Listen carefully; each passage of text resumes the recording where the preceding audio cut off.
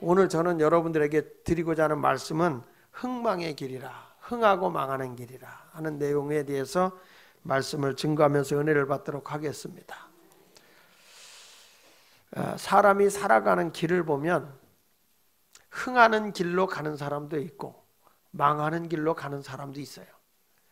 잘 가다가도 망하는 길을 택해서 가는 사람이 있고, 망하는 길로 가다가도 돌아서서 흥하는 길로 가는 분도 계세요. 근데 이왕이면 여러분 어느 길로 가는 게 우리 인생에 좋을까요? 물어보는 것이 참 안타깝긴 하지만 그래도 여러분이 대답을 잘하면 흥하게 될 거예요. 성경도 말합니다. 그런데 그 흥하는 길, 생명의 길은 좁은 문이다. 그러나 망하는 길은, 멸망하는 길은 넓고 그 길을 가는 사람이 참 많다. 그 문은 넓은 문이다. 이렇게 말씀해요. 성경 말씀 가운데 마태복음 7장 13절로 14절에 보니까 이렇게 말하잖아요. 같이 읽어볼게요. 좁은 문으로 들어가라. 멸망으로 인도하는 문은 크고, 그러니까 망하는 문으로 들어가는 문은 뭐하고? 크고, 그 길이 넓어 그리로 들어가는 자가 많고, 생명으로 인도하는 문은 좁고 길이 협착하여 찾는 자가 적다. 그러니까 이 생명으로 인도하는 문은 그렇게 넓은 길이 아니에요. 좁은 길이에요. 그래서 그런 길을, 힘든 길을 잘 안 가려고 그래요. 그냥 좋은 게 좋다, 편안하게 적당주의로 가려고 하는 거죠. 이런 것들이 결국에 망하는 길로 간다는 거죠. 힘들고 어려워도 하나님이 원하는 그 길을 걸어가야 돼. 그 길을 걸어가면 그게 사는 길인 줄로 믿습니다. 그래서 이렇게 이 사사기를 쭉 보면요, 흥하는 과정과 망하는 과정이 계속 나와요. 반복해서. 흥하는 과정과 망하는 과정이 계속 반복해서 나오는데 꼭 이게 사이클이 있잖아요. 주파수가 고주파, 저주파 이렇게 내려가듯이 그냥 음양으로 이렇게 내려가거든요. 이게 이제 주파수가 이렇게 가요. 이렇게. 주파수는 이렇게 돌아요. 그냥 몰라도요, 유식하게 그거 아는 척 하세요. 주파수는 이렇게 올라갔다 내려갔다 올라갔다 내려갔다 그래요. 이게 사이클이라고 그래요. 사이클. 그 사이클이 있는데 꼭 인생이 그래요. 인생이 그런 주파수 같아. 그 이스라엘 백성이 하나님을 열심히 찾을 때는 이 사이클이 올라가. 그래서 막 하나님 흥하게, 나라도 평안하고 경제도 성장하고 그냥 근심 걱정이 하나도 없어요. 하나도. 그런데 이것이 쏙 내려갈 때가 있어요. 그때가 어느 때냐면 하나님도 잃어버리고 그냥 사람이 종교 좋다고 막 우상 숭배하고 잘못된 길로 가고, 이때는 망할 때예요. 근데 하나님을 찾고 하나님을 향해 나갈 때는 막 이게 흥해서 주를 앙모하는 자 올라가듯이 자꾸 올라가요. 근데 이게 또 하나님을 잃어버리고 내려가면 그때부터 모든 것도 다 내려가요. 그래서 성경에도 보면 내 영혼이 잘됨 같이, 그렇죠, 범사가 잘 되고 뭐 하기를 원한다고? 강건하기를 원한다. 그러니까 힘들수록 우리는 누구를 가까이 해야 되냐면 전능하신 하나님을 가까이 해야 되는 겁니다. 그래서 우리의 삶은요, 패턴이 중요하다. 내가 하나님 중심의 패턴으로 가느냐 아니면 하나님을 잃어버리고 우상의 패턴으로 가느냐, 이거에 따라 달라지거든요. 그래서 오늘 성경에도 보면 하나님을 섬기다가 이스라엘 백성이 우상 숭배하고 그래가지고 전쟁이 일어나서 저들이 다른 민족의 지배를 받는 노예 생활을 해. 그러다 너무너무 고통스러우면 또 저들이 하나님을 막 찾아. 그러면 하나님께서 저들에게 지도자를 세워서 다시 끌어올려서 정치적으로나 경제적으로나 저들의 필요한 대로 하나님 이렇게 올려줘. 그러다가 뭐 너무 평안하니까 하나님을 잃어버려. 그래가지고 또 하나님보다 세상의 것을 사랑하게 되고 우상 숭배하니까 이게 사이클이 내려와, 패턴이 내려와요. 내려오면 그때부터 하나님이 또 다른 나라 몽둥이를 들어서 때리는 거예요. 때리게 되면 그때부터 또 고난과 역경이 와서 막 포로 생활하고 종 생활을 해. 그러다가 또 죽게 되면 아이고 하나님, 그러면 또 하나님이 또 이렇게 끌어올려. 그러니까 꼭 이게 이렇게 내려갔다 올라갔다 내려갔다 올라갔다 그래. 그래서 여러분들이 정확하게 봐야 되는 게 뭔지 아세요? 아무리 내 자식이 나에게 잘해도요, 이게 하나님 중심이냐 사람 중심이냐 그걸 분별하는 능력이 있어야 돼. 하나님이 원하는 길로 가지 못하고 사람에게 끌려가게 되면 그 다음부터는 내가 흥하는 길로 가는 게 아니라 쇠하는 길로 가는 거예요. 힘들고 어려워도 항상 하나님 중심의 길로 걸어가는 그런 성도가 되어야 할 줄로 믿습니다. 그러니까 어떤 일이 팡 터지잖아요. 빵 터지면 여러분이 먼저 뭐부터 생각하냐면 내가 하나님 앞에 바로 서 있을까? 아니면 하나님 앞에 내가 잘못되어 있는 거야? 이게 영적인 거야? 육신적인 거야? 육적으로 싸우면 져요, 여러분. 육신적으로 싸우면, 예수 믿는 사람이 절대 육신적으로 싸우면 져요. 뭘로 싸우냐? 영적으로 싸워야 돼. 영적으로 싸우고 하나님 절대 지지 않습니다. 하나님이 나와 함께 하시. 누가 우리를 대적하려? 그러니까 아무리 저들이 강하게 나왔어도 골리앗이 어린 다윗에게 지는 거예요. 너는 창과 검을 육의 것을 가지고 나와도 나는 만군의 여호와의 이름으로 나간다. 누가 이겨요? 하나님의 이름을 앞세우고 나가는 사람이 승리하게 되는 걸 믿으시면 아멘 하세요. 할렐루야. 그러니까 여러분들이 항상 하나님 중심으로 가야 되는데, 자, 그러면 우리가 영적인 패턴을 한번 여기 보면은 이런 거죠.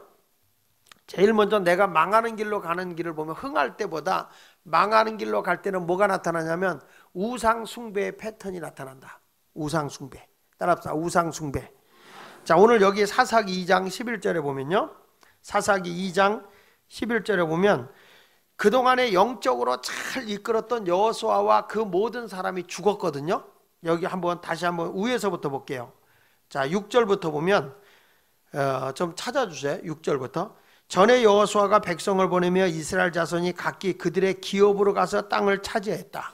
하나님이 가서 차지하라는 땅을 전능하신 하나님 의지하고 가서 가나안 땅을 차지한 겁니다. 차지했는데 7절에 보니까 백성이 여호수아가 사는 날 동안과 여호수아 뒤에 생존한 장로들, 그러니까 신앙의 계보를, 그러니까 애굽에서 나와서 광야의 길을 거치고 요단강을 건너 여리고성을 무너뜨리고 그 하나님의 그 놀라운 영적인 세계를 알고 있는 여호수아와 그리고 나이 드신 장로님들이 계셨을 때, 그때는 다 여호와께서 이스라엘을 위하여 행하신 모든 큰 일을 본 자들이 사는 날 동안에 여호와를 섬겼다는 거예요. 누구를 섬겼다고? 여호와를, 하나님을 섬겼어요.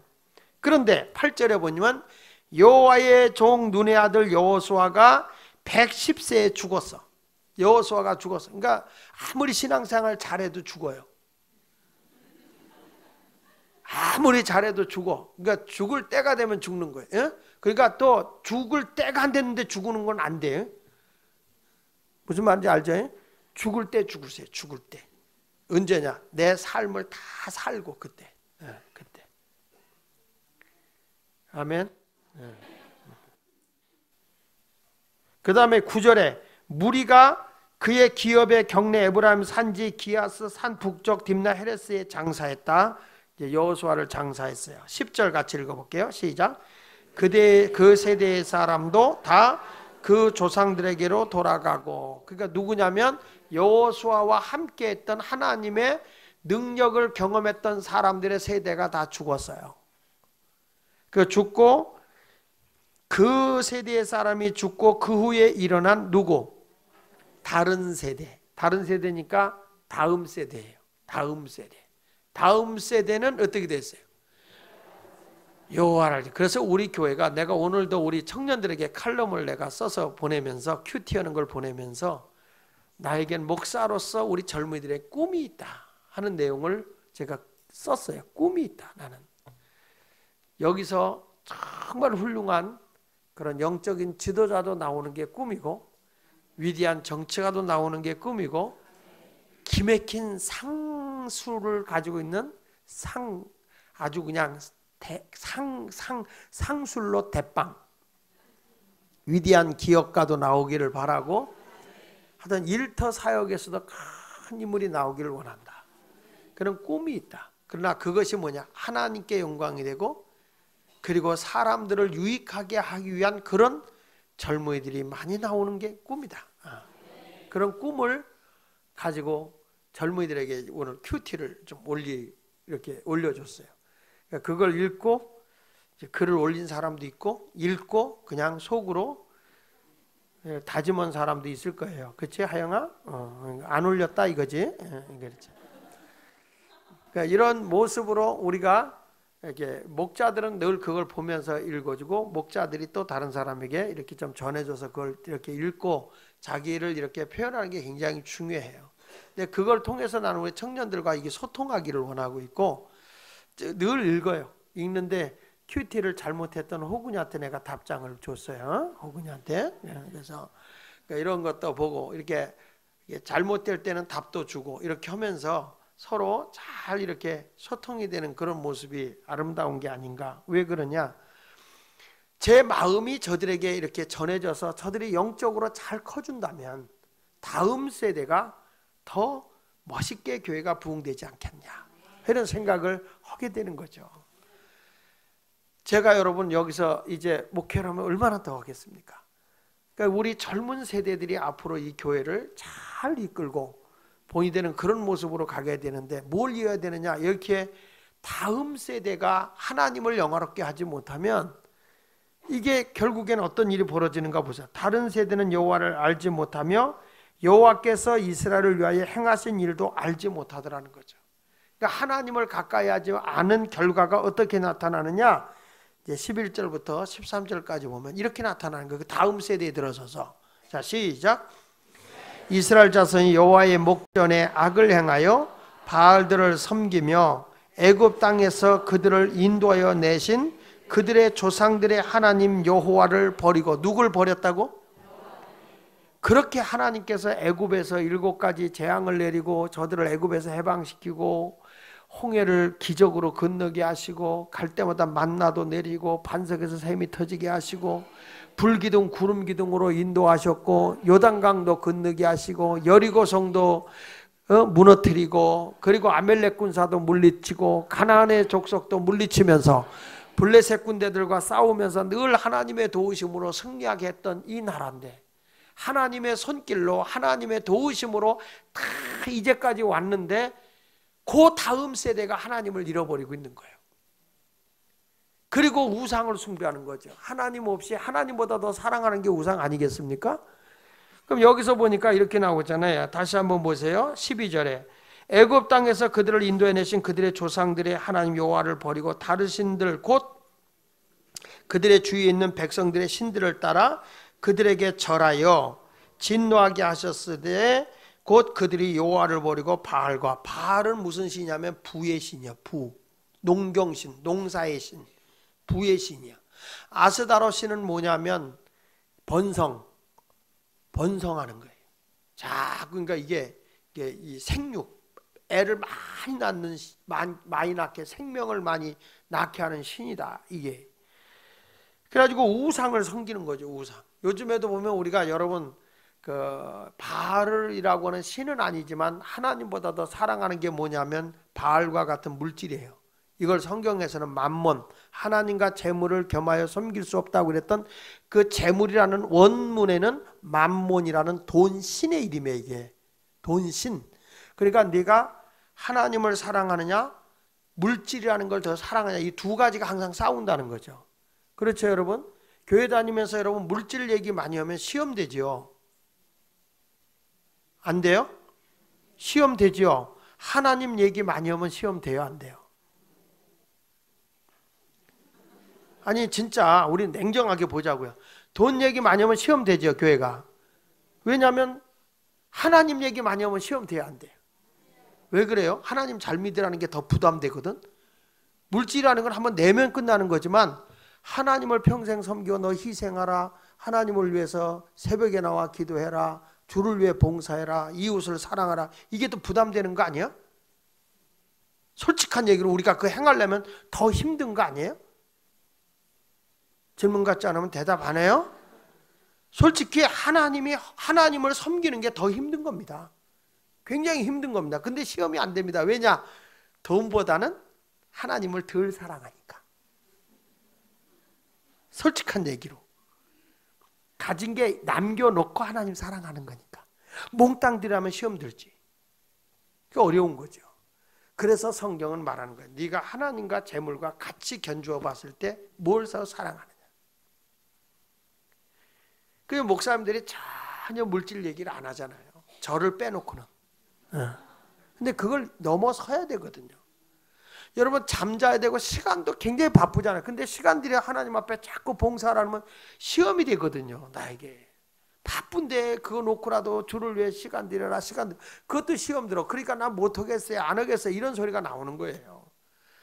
나는 지금 냉정하게 비교해 볼 때 내가 하나님을 더 사랑하느냐 하나님보다 딴 것을 더 사랑하느냐. 하나님을 더 사랑해요 자식을 더 사랑해요 인간적으로 솔직히. 나를 더 사랑해요 하나님을 더 사랑해요.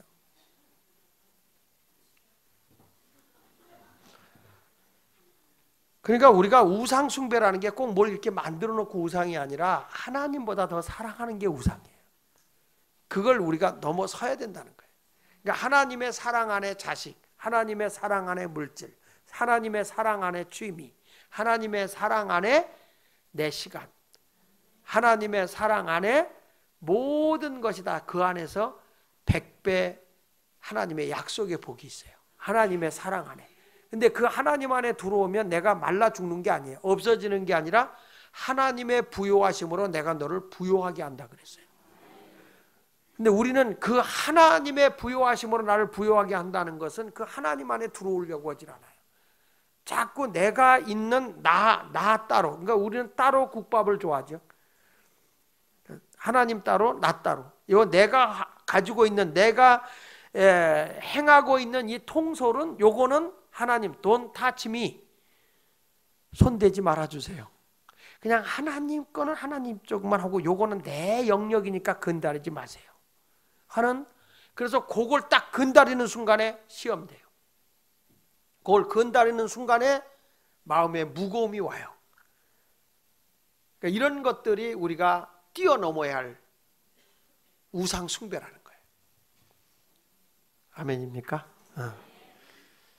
그러니까 여기서도 보면 이스라엘 백성이 막 하나님의 복을 받아서 풍요로워져요. 그러니까 부족함이 없어요. 그러니까 그 다음부터 하나님을 떠나요. 그래서 이 하나님께 범죄하여 우상 숭배했다는 게 이 사사기에 몇 번 나오냐면 6번 나와요. 6번. 흥하다가 망하다가 흥하다가 망하다가 흥하다가 망하다. 이게 계속 반복해서 나오는 게 사사기예요. 그러니까 어쩌다가 한번 하나님 앞에 범죄하고 하나님을 떠나서 우상을 숭배한다면 이해를 하겠는데 가만히 보면 이스라엘 백성들의 신앙이 습관적인 거라. 습관적. 하나님 하고 이렇게 했다가 아이고 죽겠어요 하다가 하나님이 복을 주면 하나님 없어지고 나요 하고 그러다가 또 어려움 만나면 아이고 하나님 그러다가 살만하면 하나님 없어지고 나요 하는 이런 모습이 계속 반복되는 거죠. 특별히 여호수아가 죽고 나니까 그 다음부터는 하나님과 상관없는 삶을 살아가고 있는 거죠. 다시 한번 보세요. 사사기 2장 8절로 10절에 보면 여호와의 종 눈의 아들 여호수아가 110세의 죽음의 무리가 그 기업에 경내 에브람 산지 기아스 산 북쪽 딥나 헤레스에 장사하였고 다 같이 읽어보세요. 그 세대의 사람도 다 그 조상에게 돌아갔고 그 후에 일어난 다른 세대는 여호와를 알지 못하며 여기 밑줄 그어요. 뭘 알지 못하고? 세상 이런 법도 있어요? 그 자손 다음 세대가 하나님을 알지 못해요. 여호와께서 이스라엘 위하여 행하신 일도 뭐 알지 못해요. 난 이게 뭐냐면 부모님들의 죄가 크다는 거예요. 조상들이 신앙의 계보를 이어주지 못했다는 거예요. 근데 어떤 부모는 자식에게 신앙의 그 계보를 이어주는 분들이 계세요. 할렐루야. 자, 여러분 디모데후서 1장 5절에 보면 바울이 디모데를 보고 이렇게 말합니다. 바울이 시작. 이는 내 속에 거짓이 없는 믿음이 있음을 생각한다. 그러니까 바울이요 디모데를 보고 내 속에는 진짜 위선이 아니라 가식이 아니라 진실한 믿음이 있다. 근데 그게 어디서 온 거냐? 여기 보세요. 이 믿음은 먼저 내 누구? 외할머니 로이스와 그 다음에 내 어머니 유니게 속에 있더니 내 속에도 있는 줄을 확신하노라. 그러니까 이 디모데의 믿음이 누구에게 지금 이어받은 거예요? 외할머니하고 그냥 할머니가 아니요. 외할머니하고 엄마요. 엄마의 진실된 믿음이 자식에게 이어져. 난 이런 신앙의 계보가 이어져야 된다고 저는 생각하거든요. 우리 어른들이 희생하고 눈물로 정말 주님을 섬기고 최선을 다했다면 젊은 세대도 그 일을 해야 된다는 거죠. 저는 그래서 이번에 의자 하는데도 우리 청년들에게 청년들도 하자. 청년들에게 70개 하자. 그렇게 얘기했는데 몇 개 나왔지? 66개. 4개 남았네. 이번 주면 끝나겠네. 그렇죠? 뭐 80개도 누가 뭐라고 하진 않아. 왜냐하면 이게 그냥 뭐 팽개치는 게 아니라 아이들도 어린애기 하나라도 내가 내 힘으로 벽돌 한 장, 유리 한 장이라도 한다, 이런 마음을 갖게 해야 돼요. 이게 신앙이라고 하는 거는 이렇게 이어져야지, 부모님만 잘해놓고 자식들에게 이어져 가지 않는 거는 잘하는 게 아니라는 거예요. 그 지금 이 이스라엘 백성들의 신앙이 부모님 때 얼마나 하나님의 은혜와 능력을 많이 경험을 해요. 근데 그걸 왜 자식 때 이어주지 못하는 거예요. 이런 것들은 부모님들이 교회에서 늘, 또 집에서 식사하면서도 말하면서도 신앙의 계보가 이어져야 된다고 하는, 꼭 잊지 않기를 바랍니다. 하나님을 떠나는 일도 이스라엘 백성은 습관이고, 하나님을 찾는 것도 습관이고, 충격적인 거예요. 그러다 보니까 하나님을 떠나, 구원을 받았지만 하나님을 떠나서 잘못된 길로 걸어가게 되면 하나님이 환난의 길로 인도할 수밖에 없잖아요. 우리가 예수를 믿어 은혜를 받았으면 더 열심히 하면 위의 은혜를 받아서 상과 복을 받아야 되는데, 상과 복을 받지 못하고 예수를 오래 믿고 믿을수록 더 큰 하나님의 상과 복을 받아야 되는 우리가 오히려 환난의 길에 들어서고 있다는 거죠. 그렇게 가지 말고 좀 차원 높은, 비행기도요 이렇게 뜨는 과정이 힘들어요. 뜨는 과정이 막 하고 떠요. 힘이 워낙 그때 줘요. 그래서 비행기가 이륙해서 5분, 그때가 제일 위험한 거예요. 모든 힘을 다 쏟기 때문에. 그래서 딱 올라서면 그때부터 가장 안전한 게 비행기예요. 그러니까 비행기 사고는 뜰 때와 내릴 때 사고지, 뜨고 가는데 폭격을 받지 않는 한 떨어지는 방법, 길은 없어요. 비행기가. 그러니까 비행기가 이륙하고 5분, 착륙 5분, 그때가 제일 위험할 때예요. 그러니까 이렇게 쫙 올라가면 비행기가 쫙 가요. 가다 보면 이게 기류가 나쁘냐, 막 바람이 세게 불면 비행기도 막 그 위에서 떨어요. 그럼 그럽니다. 기류가 좋지 않으니까 좌석에 앉아서 벨트를 꼭 매주시기 바랍니다. 그러면 탁탁탁탁 소리가 나요. 다 묵지요. 왜냐하면 이게 기류가 이렇게 가다가 기류가 나빠지고 기류 압이 떨어지면 이게 뚝 떨어지게 돼요, 비행기가. 그러면 이게 사람이 풍 뜨면 안 묶어 놓으면 천장에 가서 부딪히기도 하고 그러거든요. 근데 그래도 안전해요. 괜찮아. 걱정하지 마세요. 저도 군대에 있을 때 헬리콥터를 탔는데, 헬리콥터는 이게 가다가 이렇게 계곡 있는 데 있잖아요. 산 계곡. 거기에 이 공기 압이 많이 떨어질 때가 있어요. 그러면 이 헬리콥터가요 20-30m까지 떨어질 때가 있어요. 뚝 떠요. 오줌 쌉니다. 여러분 한번 가다가 20-30m 한번 뚝 떨어진다고 한번 생각해 보세요. 비행기가 내중 떨 거 없어. 다 애기 때만 오줌 싸는 거 아니에요. 할머니들도 싸는데 뭐. 그 왜 그러냐? 사람의 그렇게 그 애간장이 녹으면 그런 거예요. 근데 나는 이왕이면 하나님을 믿으면 신앙이 뚝 떨어지지 말고 하나님을 더 해서 올라갔으면 좋겠어. 계속 주님을 향해서 계속 나가고, 주님을 나가면 하나님의 예비된 상과 복이 있거든요.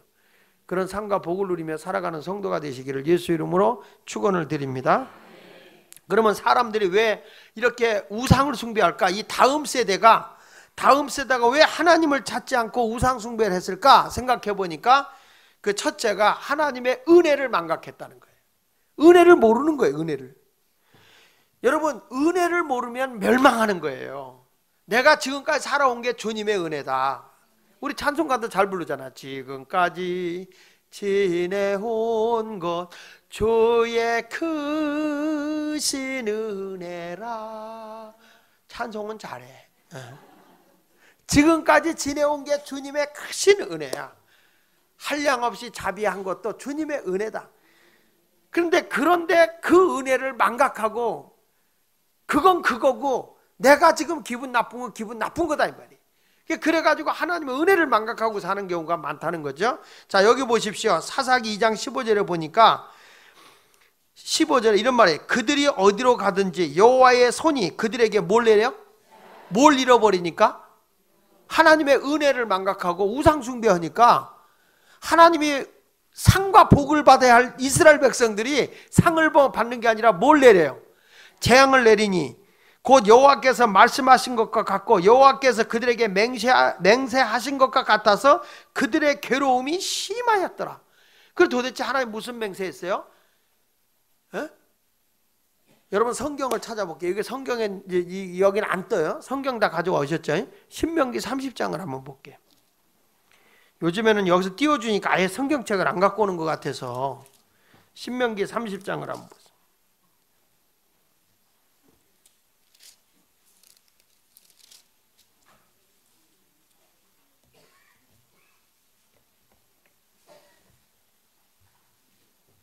(15절을) 볼게요. 15절 신명기 30장 15절 찾았어요? 자 보세요. 시작. 보라 내가 오늘 생명과 복과 사망과 화를 내 앞에 두었다. 하나님이 우리 앞에 딱 두 갈래를 넣어요. 내가 생명이냐 복이냐, 복의 길이냐, 아니면 사망이냐 화의 길이냐, 이 두 가지를 내 앞에 뒀다는 거예요. 그러면서 뭐라고 하니?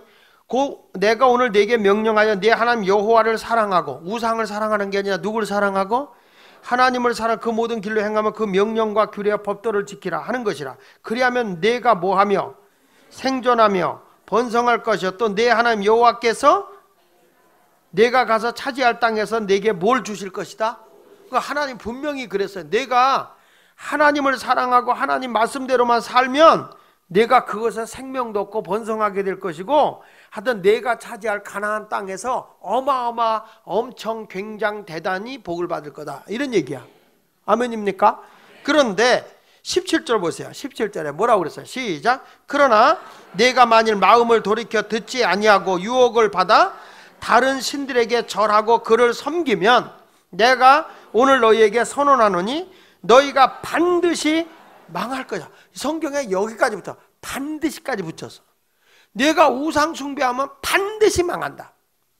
반드시 망할 것이라. 그 다음 뭐라고 그랬어요?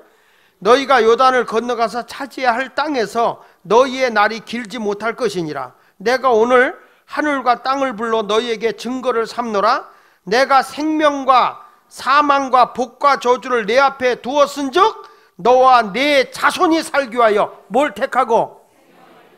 그 생명이 뭐냐? 20절에 내 하나님 여호와를 사랑하고 그 말씀을 청정하며 또 그를 의지하라. 그는 내 생명이시요 내 장수시니 여호와께서 내 조상 아브라함과 이삭과 야곱에게 주리라고 맹세하신 땅에 내가 거주하리라. 이게 하나님의 약속인 거예요.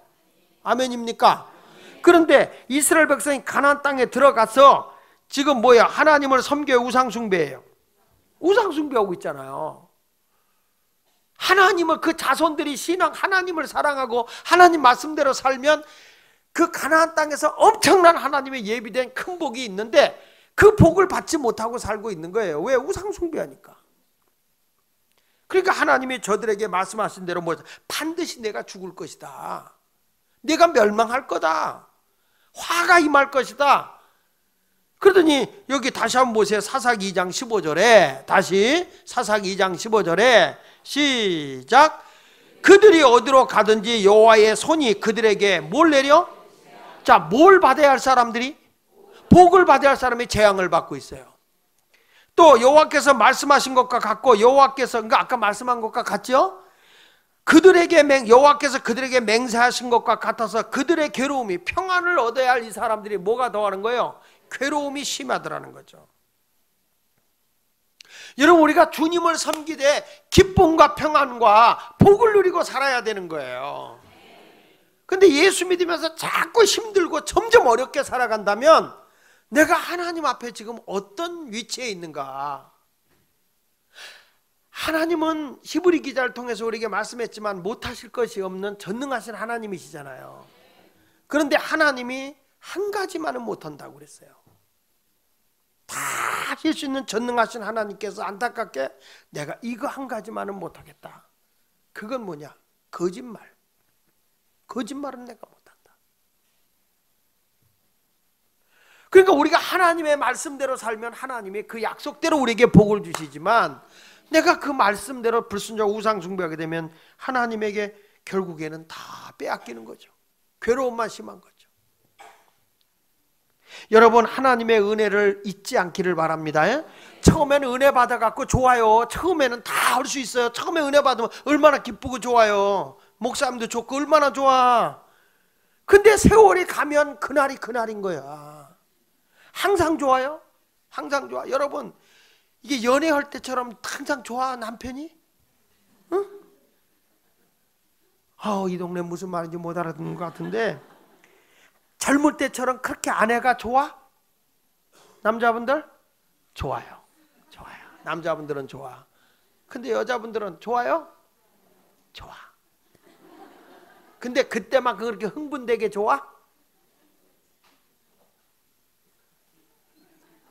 대답 안 하네, 여자들. 무슨 얘기냐면 차차 오래되면서 감동이 사라진다는 거죠. 하나님의 은혜에 대한 감격이 점점 사라진다는 거예요. 이게 문제인 거예요. 그러니까 사람들이 예수 말께 오다가 이렇게 감동 있고 막 은혜가 넘쳐서 막 기쁨으로 신앙생활하다가 얼마가 지나 그게 사라지거든. 그러면 그때 그 감격, 그 기쁨을 어디서 찾을까? 그래서 또 이리 교회로 옮겨보고 저리 교회로 옮겨보고 막 방황하는데 그냥 한 군데서 잘해요. 그게 좋은 거예요. 절대 여러분, 내가 하나님의 은혜에 들어가는 것이 중요한 것이지 하나님한테 자꾸 나에게 만족을 시켜달라고 하지 말란 말이에요. 주님의 은혜 속에 들어가면 자식도 부모의 사랑의 품 안에 들어가서 자기 할 도리 하고 사는 게 복이지, 항상 부모님이 나를 기쁘게 해달라 그러면 어떻게 살아? 오죽하면 하나님께서 딱 결혼하고 나면 자식 보고 아들 보고 부모를 떠나 둘이 아파요 한 몸이 되라 그랬겠어. 부모 의지하지 말고 살라고. 여러분, 우리가 항상 하나님의 은혜를 잃어버리지 마세요. 예? 그 은혜를 망각하니까 하나님 없이도 살 수 있을 것 같으니까 이게 잘못된 우상숭배하는 거란 말이에요. 그래서 우리 하나님께서는 그 은혜를 잊지 말라고 뭐냐면 성만찬을 제정하신 거예요. 예수님께서 제자들에게 발을 씻기고 난 다음에 떡을 떼주고 포도즙을 주면서 이는 내 살이다, 이거는 내 피다, 영원히 기념이 되도록 이것은 내가 다시 오는 그날까지 하라. 이건 뭐냐면 십자가의 은혜를 영원히 잊지 마라. 늘 기억하고 살아라는 거죠. 한마디로 구원의 은혜를 망각하지 말라는 거예요. 믿습니까? 누가복음 22장 19절에 예수님 말씀하잖아요. 같이 읽어볼게요. 시작. 떡을 가져 감사기도 하시고 떼어 그들에게 주시며 이르시되 이것은 너희를 위하여 주는 내 몸이라. 너희가 이를 행하여 나를 뭐 하라고요? 기념하라 그런 거예요. 항상 이 성찬을 하면서 주님이 나를 구원해 주신 그 십자가의 구속의 은혜를 망각하지 말라는 거예요. 잊지 말라는 거예요. 그 은혜 속에 살라는 거예요. 근데 우리는 여러분 정말 우리가 지금 성만찬을 이렇게 받고 떡을 떼고 포도즙을 마실 때 예수님의 그 갈보리 십자가의 은혜가 와 닿아요? 아이, 떡을 왜 이때만 이렇게 주냐, 좀 큰 거 주지. 어떤 분은 또 포도주를 줄 때 왜 요만한 거죠? 그냥 한 잔 큰 거 와인으로 확 이렇게 하지, 뭐 이런 분도 있어요. 의미를 모르는 거라. 이게 하나님의 은혜를 기억하게 하기 위해서 이런 예식을 행하는 건데, 그래서 저희 교회는 가급적 내가 떡을 이렇게 입에다 넣으면 그 전병 떡이 있어요. 이 성만찬할 때 녹는 거, 그것보다는 예수님의 살을 씻는 심정으로 해서 내가 인절미를 잘게 썰어서 주는 이유가, 여기다 이렇게 있으면 살 씹는 것 같지 않아? 나는 그래서 인절미를 드리는 거야. 어느 날은 빵을 떼어서 우리가 이제 그 성만찬 할 때 보니까 빵을 가지고 왔는데 거기다가 뭐 이렇게 별게 다 들어가 있어. 옥수수 들어가 있고 거기에 또 그 모자 하여튼 거기 다 들어가 있어. 이렇게 뭐지 그거? 이렇게 머루 같은 거. 건포도도 들어있고 그거 먹으면 맛있는 거야 그냥. 그러니까 성만찬 하면서 이거 먹으니까 예수님이 생각나는 게 아니라 아유 다네, 이 생각이 싹 들어가 버린 거예요. 그러니까 하나님의 은혜가 막 와야 되는데 아유 다네 이러고. 그리고 또 우리 교회에서 그 포도즙을 담궈 놓은 게 너무 액기스라. 이게 보통 단 게 아니야. 엄청 달아. 딱 먹으면 목이 애려. 그러면은 주님의 보혈. 근데 아우 달어, 왜 이렇게 달어? 주님이 생각 안 나. 이제 그런 거 있거든요. 근데 우리 예수님께서 이걸 왜 이렇게 했냐 그랬더니 구원의 은혜를 망각하지 마라 하면서 기념이 되게 하는 거예요. 마찬가지에 우리 예배도요, 어떤 모습이냐면 하나님의 은혜를 기억하고 감격 속에 빠져 예배 드려야 돼요. 나를 구원해 주시고 천국 백성 삼아 주시고 하나님의 자녀 삼아 주신 거 감사합니다 막 찬양하며 하나님께 영광을 돌리는 그런 아름다운 삶을 살아야 돼요. 예배의 감격에 빠져야 되거든요. 예배를 막 드릴 때 감격에 좀 빠져야 되는데, 우리 교인들은 늘 듣는 설교고 늘 듣는 거니까 그냥 뭐 빨리 끝나는 게 감격이요 뭐 이렇게 얘기해요. 그러니까 우상숭배는 하나님 은혜를 잃어버리기 때문에 우상숭배하는 거. 또 왜 우상숭배하냐면 하나님과 교제를 잃어버리니까 우상숭배하는 거예요. 하나님과 늘 교통하면 우상숭배할 수가 없어요. 그렇잖아요? 자, 오늘 성경 사사기장 17절에 보세요. 저들이 하나님과 교제가 끊어지니까 여기 보세요. 그들이 사사들에게 뭐 하지 않고? 순종. 하나님이 세운 사사들이 종인데 순종하지 않는 거예요. 하나님과 교제가 안 이루어지면 자기 멋대로 사니까 절대 순종하지 않아요. 순종하지 않냐, 오히려 다른 신들을 따라가 음행하며 그들에게 절하고, 그 다음 뭐라고 했어요? 여호와의 명령을 순종하던 그들의 조상들이 행하던 길에서 속히 치우쳐 떠나서 그와 같이 행하지 아니하더라는 거예요. 그러니까 하나님과 이 영적인 교제가 이루어지지 않으면요, 딴 길로 간다는 거예요. 딴 길로. 이렇게 딴 길로 막 이게 나가버린다는 거죠. 자, 안타까운 거예요. 안타까운 거예요. 여러분, 우리는 늘 주님과 교제해야 됩니다. 그냥 성령의 은혜가 넘치면서 주님과 늘 관계를 갖고 살아야 돼요. 아멘입니까? 성경 말씀 요한복음 15장 4절에도 보니까 이렇게 말합니다. 내 안에 거하라. 시작.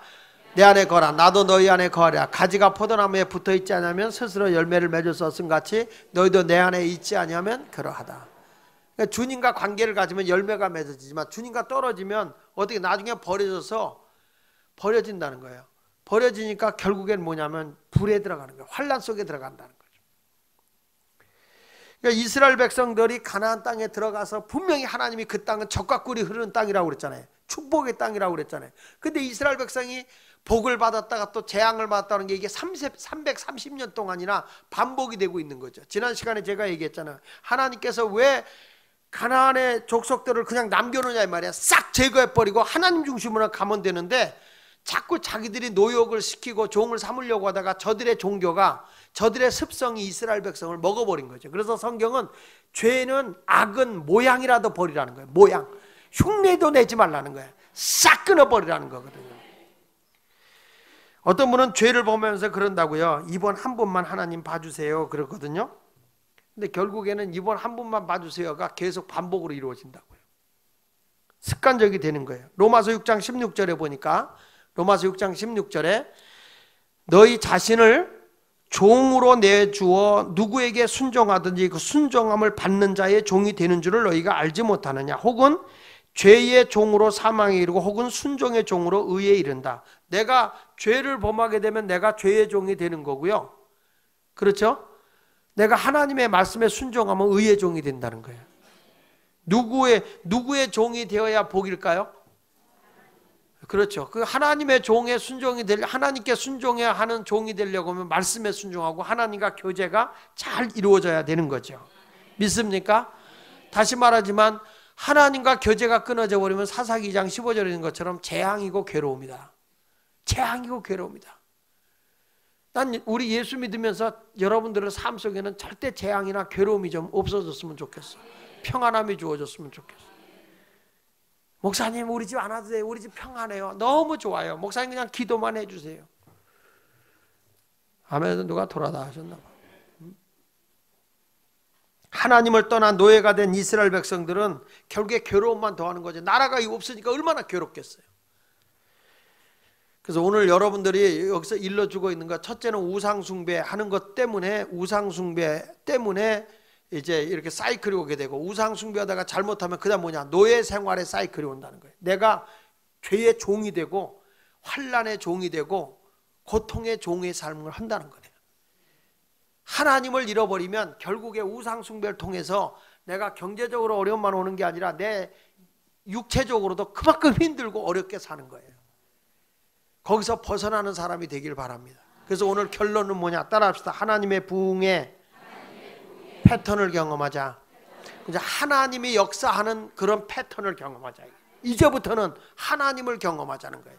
자, 여기 보십시오. 사사기 2장 16절에 보니까 오늘 본문에 이런 거예요. 그렇게 어려움이 왔고 이들에 쪄들었던 이들이에요. 그런데 16절 시작.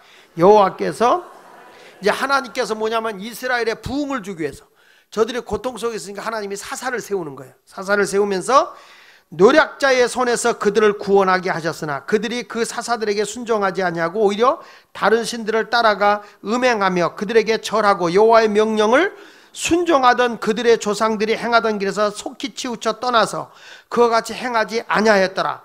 여호와께서 그들을 위하여, 하나님을 떠났던 그들을 위하여 사사들을 세우실 때에는 그 사사와 함께 하셨고, 할렐루야. 누구와 함께 했다고? 사사와 함께. 그러니까 여러분, 우리 늘 기도할 때 우리 목사님에게 주님이 늘 함께하게 해주세요, 이렇게 기도해야 돼. 함께하게. 아멘. 했고, 그 다음에 그 사사가 사는 날 동안에는 여호와께서 그들을 대적의 손에서 구원하셨으니 다같이 이는 그들이 대적에게 압박과 괴로움을 받아 슬피 부르짖음으로 여호와께서 뜻을, 다시 거기 한번 보세요. 그 적들에게 압박과 괴로움을 너무 당하니까 이스라엘 백성은 물론이고 사사들이 하나님 앞에 부르짖어 기도하는 거예요. 하나님, 우리를 구원해 주세요. 아멘하다. 누가 돌아가셨나? 하나님, 너무 힘들어요, 우리를 도와주세요. 그러니까 우리가 힘들고 어려우면 뭐 해야 돼? 하나님께 부르짖어야 돼. 그랬더니 여호와께서 뜻을 돌이켰어요. 아까 이스라엘 백성 우상 숭배하니까 하나님이 저들에게 뭘 줬다고 그랬어요? 고통과 괴로움을 줬다고 그랬잖아요. 그렇죠? 고통과 괴로움을 줬는데 하도 이스라엘 백성이 사사들을 중심으로 하나님이 함께 하는데 막 우리 못 살겠어, 하나님 힘들어요, 도와주세요, 기도하는 거예요. 하나님을 찾는 거야. 우상을 찾던 사람이 누굴 찾아? 하나님을 찾으니까 하나님께서 돌이키는 거예요. 이게 뭐냐면 하나님의 부흥이야. 하나님의 손길이 나를 붙잡아 주는 거예요. 하나님이 나를 세워주는 거예요. 그러니까 제일 무서운 게 뭔지, 아까 내가 얘기했지만 하나님이 내 편 들어줄 때 누가 나를 도전한다, 그땐 죽어, 이렇게 되는 거예요. 진짜 무서운 게 뭔지 아세요? 하나님이 붙잡고 있는 사람하고 맞붙을 때. 조그맣다고 다윗 깔봤던 골리앗 한 방에 훅 갔어. 한 방에 훅 갔어. 짜식 짝 한 방 훅 갔어. 그러니까 키가 크고 적고 돈이 많고 적고를 떠나서 하나님이 나와 함께하고 있는 자와 도전하면 안 돼. 무서운 거야. 옆 사람 보세요. 이 되게 무서운 사람이에요, 이분들이. 누가 함께하고 계시기 때문에. 하나님. 내가 돈이 함께해서가 무서운 게 아니야. 하나님이 나와 함께하기 때문에 나를 근다려 하나님의 한 방에는 훅 간다. 자, 보세요.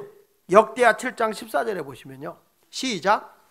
내 이름으로 일컫는 내 백성이 그들의 악한 길에서 떠나 스스로 낮추고 뭐하여?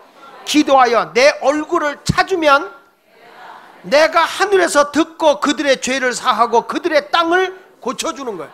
그렇습니다.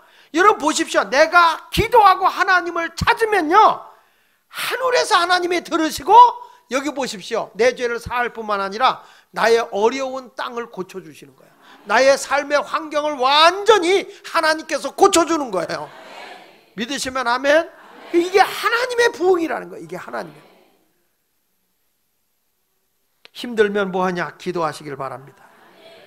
근데 사람이 안타까운 건 뭐냐면, 고난이 오고 힘들면 하나님 도와주세요, 도와주세요 하는데 그건 진짜 회개가 아니거든요. 그건 회개가 아니거든요. 무서워서 기도하는 거거든요. 진짜 회개는 죄 자체를 안타까워하고 죄에 대해서 내가 괴로워하고, 하나님 이걸 내가 다시는 이런 걸 하지 않아, 또 이런 일을 했습니다, 그거에 대해서 안타까워야 하는데, 하나님 이 고통에서 이 괴로움에서 나를 벗겨주세요, 내가 다시는 안 그렇게 하다가 좋아지면 또 그 길로 또 가는 거예요. 왜냐하면 회개가 아니거든. 이거는 두려워서 피할 길을 달라고 한 것뿐이지 회개가 아니야. 회개는 절대 그 길로 안 가요. 여러분, 우리가 보세요. 잘못을 범하잖아요. 많은 유명인들 가운데서 죄를 범하는 것이, 이렇게 부끄러운 죄, 성적인 죄를 한번 예를 들어볼게요. 죄의 노예가 됐어요. 결국에 어떻게 돼요? 그런 타락의 죄를 범하니까, 바람피고 하니까 불명예와 수치, 가정 파괴, 이런 고난이 오는 거예요. 그렇지 않습니까? 내가요 하나님 앞에 죄를 범하게 되면 이런 부끄러움이 온다니까. 결국에는 가정에 고난이 오게 된다고, 자신에게도 고난이 오게 된다고요. 그러면 나 잘못했다고 그러고 돌아와서 그래서 받아줬어. 여자가 너무 우리 교인들은 마음이 착하기 때문에 그래서 자기가 편안했어. 근데 어디로 가? 또 그 길을 또 가. 그건 뭐냐면 회개가 안 돼서 그런 거예요. 회개는 죄 자체를 미워하고 죄 자체를 내가 다시는 안 해야 되거든요. 근데 지금의 고난과 그 아픈 괴로움만 잠깐 피하기 위해서 하나님 도와주세요. 이스라엘 백성이 그렇게 기도해도 하나님은 들어줘. 근데 또 그 길을 걸어가는 거지. 그러니까 하나님이 연단의 과정이 점점 깁니다. 나중에 이제 이거 우리가 이제 3장에서부터 이렇게 나오는데 짧다가 점점 길어져. 뭐 하는 기간이? 포로 생활하는 기간이. 여러분, 우리는 이제 죄 자체를 미워하시길 바랍니다. 내가 주님의 십자가의 사랑을 깨달으면 죄 자체가 미워지는 거예요. 그냥 주님의 은혜로 사는 게 감사하는 거죠. 예수 믿으면서 아직도 내가 중독되어 있는 사람도 있어요. 마약에 중독되고 알코올에 중독되고 막 핸드폰 인터넷에 중독되고 쇼핑에 중독되고 거짓말에 중독되고 바람둥이에 중독되고 남을 등쳐먹는 것도 중독되는 사람이 있어요. 사기도 중독이에요. 사기도. 여자는요 남자보다 약하죠. 그렇죠? 근데 이것도 있는 사람이 있어요. 막 뒤에서 다른 사람을 조종하는 그런 중독자도 있어요. 막 조종을 해요. 이렇게 좋게 조종하면 좋은데 나쁘게. 아주 제일 나쁜 게 뭔지 아세요? 안 그런 척하면서 뒤로 조종해서 사람 등치는 인간들이 있어요. 요거 조종 중독이라 그래요.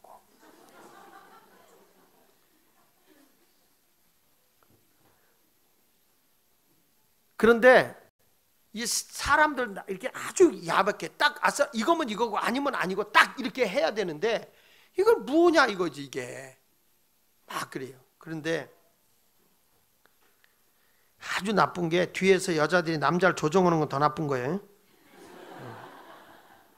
자신도 모르게 잘못된 중독에 빠져 있는 경우가 많아요. 자 보세요. 로마서 6장 1절로 2절에 보면 그런즉 우리가 무슨 말 하려 은혜를 더하게 하려고 죄에 거하겠느냐? 그럴 수 없느니라. 다 같이 죄에 대하여 죽은 우리가 어찌 그 가운데 살려. 그러니까 여러분 이제는 나는 죄에 대해서 죽은 자예요. 내가 이렇게 죄 지고 옛날 습관이 나오려고 그러잖아요. 그럼 소리 질러 나는 죽었다! 이렇게 소리 질렀어요. 죄의 요구가 나에게 와서 죄 짓게 하면 안 돼! 나는 죄에 대해서 죽은 자야! 소리쳐서 그걸 이겨야 돼. 로마서 8장 1절에 보니까 이렇게 말하더라고요. 2절에 보니까 시작. 이는 그리스도 예수 안에 있는 생명의 성령의 법이 죄와 사망의 법에서 너를 뭐 했다고요? 해방된 거야. 그러니까 내가 예수 안에 와서 그럴 때가 있거든요. 사람이 순간적으로 자기 죄 짓고 그런 게 있잖아요.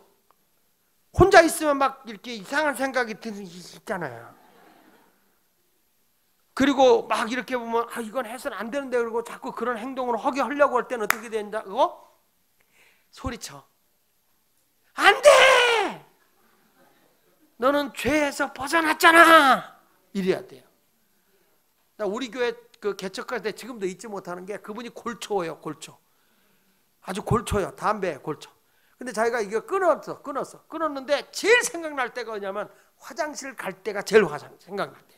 아주 환장할 때 그 냄새. 요즘에는 뭐 괜찮지만 그때 푸세식이니까 되게 냄새 나잖아. 이거 물고 들어간단 말이야. 근데 그 이해가 안 돼. 그 가스를 마시면서 이것까지 마시는 그분들이 난 사람이 아닌 것 같더라고요. 거기서. 그런데 이분이 들어가면서 그 우리 집사님인데 자기가 들어갔대. 이게 딱 생각이 나면 담배 귀신 떠나가라!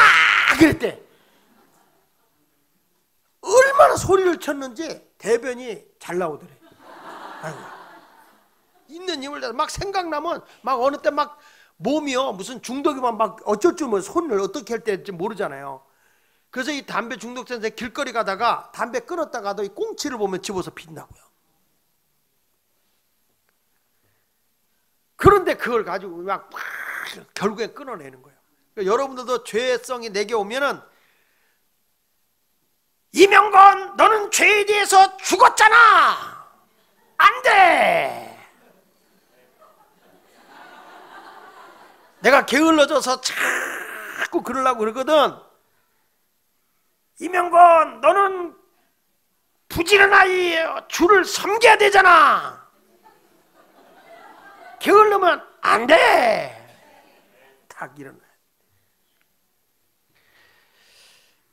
자, 여러분 오늘 그걸 믿고 한번 소리쳐야 돼요. 자, 나도 모르게 죄를 지려고 하는 게 딱 나와요. 알거든. 자기는 알거든. 뭐 기도할 때 그러더라고.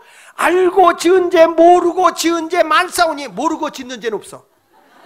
절대 모르고 짓는 죄는 없어요. 알면서도 짓는 거야. 그러니까 그래서 알면서 죄를 지려고 할 때는 어떻게 해야 된다고? 윤영아, 그렇지, 그렇지.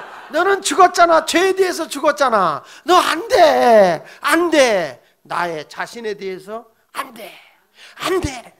애기들이 뭐 뜨거운 데서 안 돼, 안 돼. 그러지 말고 너가 안 돼. 나도 모르게 자꾸 핸드폰에 소리 중독이 됐잖아. 이거 안 잡으면 불안하잖아. 사람이 얘기하는데도 모르면 안 돼, 안 돼.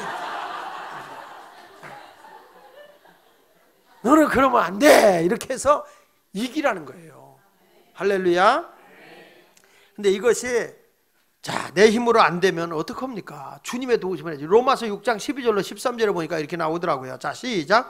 우리 그러므로 너희는 죄가 너희 죽을 몸을 지배하지 못하게 하여 몸의 사욕을 순종하지 마. 이거 보세요. 그랬잖아요. 여기 보니까 너희 지체를 불의의 무기, 너 죄가 너희 죽을 몸에 지배하지 못하게 하고 몸의 사욕에 순종하지 못하게 하라는 거예요. 내 욕심대로 못하게 하라는 거예요. 그 다음에 13절. 또한 너희 지체를 불의의 무기로 죄에 내주지 말고. 어디에 내주지 말라고? 그러니까 내가 죄 짓는 데 내주지 말고 오직 너희 자신을 죽은 자 가운데 살아나신 자 같이 누구에게만 드려라? 하나님께 드리며 너희 지체를 의의 무기로 하나님께 드려. 내 자신은 언제나 하나님께 드리는 삶을 살아야지 내 삶을 죄에 드려서는 안 된다는 거예요. 그러니까 죄 질려고 안 돼, 안 돼, 안 돼, 안 돼, 안 돼. 그래서 여러분, 내가 성령님께 순종하고 죄를 이기기 위해서 첫째로는 따라합시다. 약점을 알자.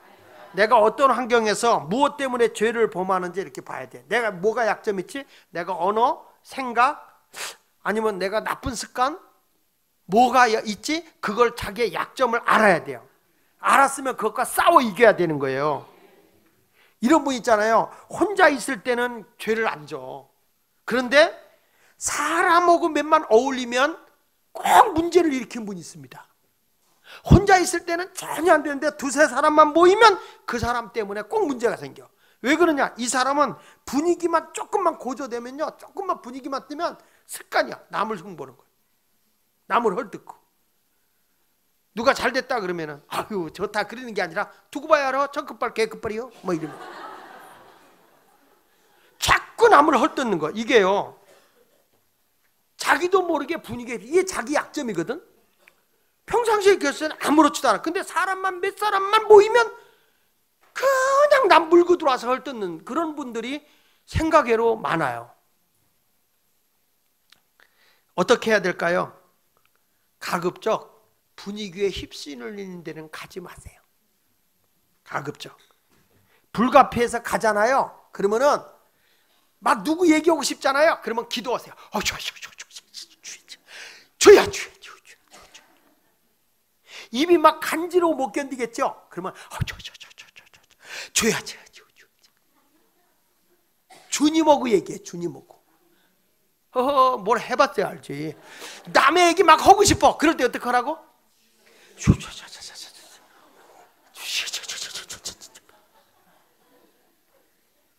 우리 교회 와서 부흥했던 정광훈 목사가 그래요. 그분 딱 앉잖아요. 앉으면 이래. 아무 얘기도 안 해요. 왜냐면 그 사람의 말이 워낙 세기 때문에 강해요. 그 사람 상처를 주니까 항상 너 뭐 하는 거냐? 그러면요, 방언 기도하는 중에 그러다가 답답하잖아. 주의 아버지. 진짜 좋은 것 같아. 그러니까 여러분, 내가 죄를 이기려면 그런 거예요. 집에 돌아온 후에도 내가 오늘 또 내가 하지 않을 얘기 또 했구나, 그럴 때가 있잖아요. 그걸 반성하고 기도하라는 거예요. 어쩔 수 없이 내가 두세 사람만 모이는 곳에 가면 남의 얘기하기를 좋아한다. 그럴 때는 얘기하기 전에 먼저 목사님 입술을 좀 생각하고 이렇게 해. 아니, 그렇게라도 이겨야 돼. 이겨야 돼. 아멘입니까? 또 이런 분이 있어요. 혼자 있으면 또 죄 짓는 인간이 있어요. 혼자 있을 땐 죄를 안 짓고 두세 사람만 모이면 죄를 짓는 사람이 있고, 혼자만 있으면 죄 짓는 사람이 있어요. 컴퓨터에 앉아서 이상한 여자를 본다든지, 뭐 이상한 생각을 한다든지, 자꾸 막 누구에 대해서 질투가 생긴다는 이런 사람이 있어요. 딱 앉아서 혼자 있기만 하면 누가 예쁜 여자가 떠오르는 거예요. 야, 그녀는 왜 이렇게 이쁘대? 왜 눈은 걔는 쌍꺼풀 나는 앉았대? 아우, 정말 얼굴은 가는 뭐고 난 왜 이쁘질 않아? 괜히 이유 없이 그 사람을 미워하는 사람이 있습니다, 진짜로. 그리고 내가 걔보다 더 나은데, 아니, 그녀는 왜 시집을 잘 가가지고 이렇게 하고, 나는, 아니, 내가 지금 그런 게 아니라 자기 혼자 개인적으로 이렇게 욕하면서 죄를 짓는 사람이 있다니까, 진짜로. 막 질투하는 거예요. 그게 죄를 짓는 거라니까. 누가 나보다 나보세요. 막 그 여자를 헐뜯어 혼자서 앉아갖고 막 욕을 해요. 그 여자는 이유도 없이 욕 먹어요. 그럴 때는요, 그런 사람이 되게 뭐냐면 우울증이 많아요. 남하고 비교하고 혼자서 난 이게 뭐야, 난 왜 이렇게 생각, 난 왜 이렇게 불행해, 내 친구는 학교 다닐 때 나보다 똑똑하지도 않고 공부도 못했는데 걔는 시집을 잘 갔고 걔는 잘 사는데 난 이거 뭐야. 여러분, 잘 산다고 또 꼭 행복한 것도 아니더라고. 그러니까 그러지 말고, 이번에 보니까 그 세월호에 이렇게 다 여행을 갔지만 그 못 간 애들이 있더라고. 가정 형편이 어려워서 못 간 애들이 있더라고요. 걔들이 그렇게 안타까워하더라고요. 근데 부모님들은 걔들한테 얼마나 그러겠어요. 근데 요번에 박군이 그 침몰하면서 거기다 막 인터넷에 지금 뜨고 있잖아요, 요즘에. 거기서 막 얘들이 막 찍은 거예요. 이거 우리 이러다 죽는 거 아니야? 우리 유언하자야. 막 장난하면서. 엄마 아빠 사랑해. 지금 죽어가고 있는데. 막 그런 거예요, 애들이. 그때 누가 하나, 근데 계속 그 옆에 속에서는 자리에 움직이지 마세요. 움직이지 마세요. 계속 그 소리가 나오는 거예요. 그때 나 같은 사람 하나만, 배에 대해서 아는 사람만 있으면. 저는 우리 아버지가 뱃사람이었거든요. 배가 기울 때는 무조건 갑판 위로 올라가라고 그랬거든요. 갑판 위로 올라갔다가, 왜냐하면 배가 기울 때는 절대 그냥 있지 않아요. 넘어가면 넘어갔지 배가 그대로 있는 법이 없어요. 넘어가니까 그 속에 있으면 잠기는 거잖아요. 그러니까 얼른 바깥에 나왔다가 위급할 땐 튀어내려야 되거든요. 근데 그 방 안에 다 갇혀 있어서 한 명도 못 살고 말이죠. 얼마나 가슴이 아프냐고요. 그 인터넷에 지금 띄워서 내가 보니까 그 아버지가 목사님인데 아들을 잃어버린 게 있어요. 근데 거기에 그 썼는데 그 아들이 자기가 목사가 되겠다고 했는데 그 아버지가 가슴을 치며 글을 올린 게 있더라고요. 그걸 보는데 그냥 눈물이 핑 돌더라고요.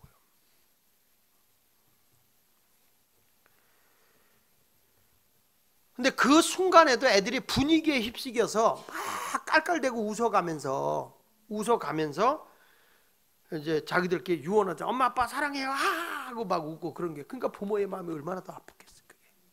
그걸 보면서. 여러분, 정말 그래요. 가능하면 혼자 있을 때 막 죄 짓잖아요. 그 자기 약점이 있는 사람이 있어요. 혼자 있을 때 막 죄 짓고 막 공상의 날개를 달고 있는 분이 있을 때는 제가 꼭 부탁하는데 신방대원으로 나오세요. 신방대원.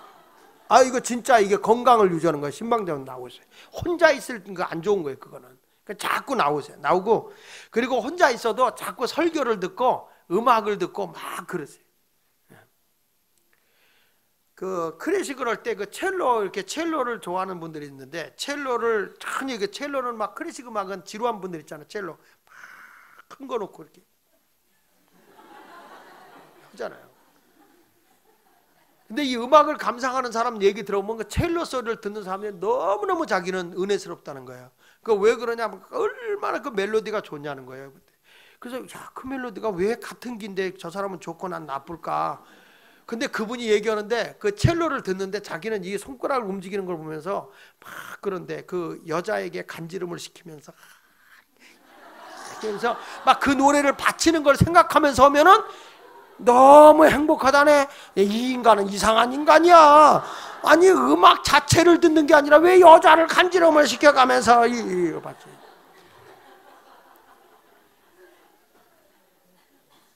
여러분 정말 혼자 있을 때 우울한 사람은 가능하면 혼자 있지 마세요.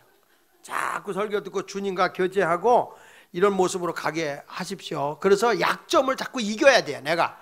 근데 내 힘으로 하는 건 한계가 있거든요. 그래서 뭐냐면 성령을 의지하면 하나님의 부흥이 오게 되는 거예요.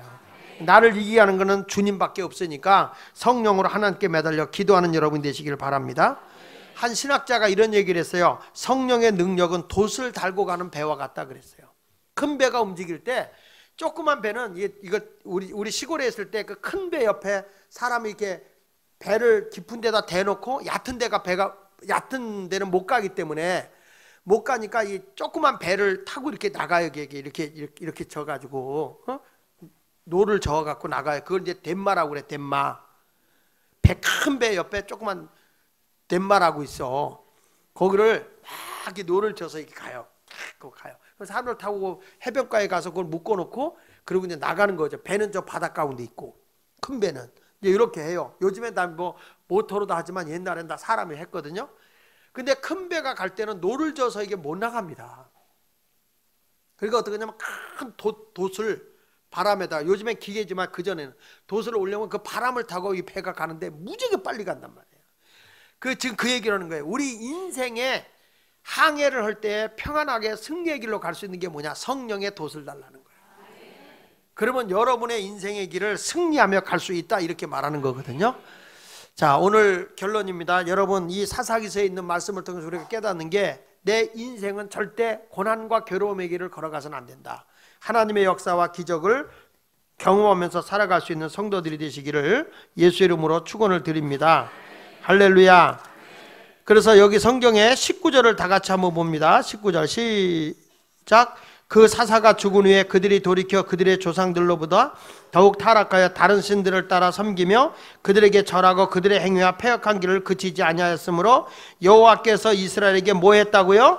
진노하여 이르시되 이 백성이 내가 그들의 조상들에게 명령의 언약을 어기고 나의 몫을 순종하지 아니하였은즉 나도 여호수아가 죽을 때 남겨둔 이방 민족들을 다시는 그들 앞에 하나도 쫓아내지 아니하고 저들을 통해서 내가 저들을 시험하겠다 그렇게 말씀하거든요. 그러니까 여러분 인생이 평안하기를 원하십니까? 그러니까 살아가면서 저 좀 보세요. 살아가면서 우리 집안에 하나님이 지금도 평안함을 줘야 되거든. 근데 아직도 여러분 주변에 가시가 있을 수 있어요. 그래서 내가 하나님을 전심으로 찾고 하나님을 가까이 하면요 절대적으로 여러분이 가시는 하나님 완전히 없어져 버려요. 내가 하나님 앞에 불순종하고 잘못된 길로 걸어가게 되면 하나님이 가시를 일으킨다는 거예요. 나는 오늘 기도하면서 내가 전심으로 주님을 찾으세요. 주님을 가까이 하시면 육체의 가시인 질병도 떠나가게 되고 사람으로 오는 괴로움과 고난도 다 하나님이 물리쳐 주셔서 승리케 해주는 거예요. 아멘입니까? 그러니까 절대 신앙생활은 여기 가면 잘 될까 저기 가면 잘 될까 그러지 말고 내가 하나님을 부르짖고 하나님 말씀 앞에 바로 서서 죄를 이기고 주 안에서 승리하게 되면 우리 앞길이 활짝 열려지게 될 걸 믿습니다. 그런 길을 걸어가기 원하면 아멘. 여러분 인생이 바뀌어지길 예수 이름으로 축원합니다. 축원합니다. 자, 옆 사람 인사합시다. 우리 하나님 잘 섬기고 순종하여 하나님의 상과 복을 받읍시다. 고난을 벗어던지고 괴로움을 벗어던지고 행복과 평안과 복을 받읍시다. 할렐루야. 그렇게 되기 원하면 아멘. 박수로 하나님께 영광 돌립니다. 할렐루야.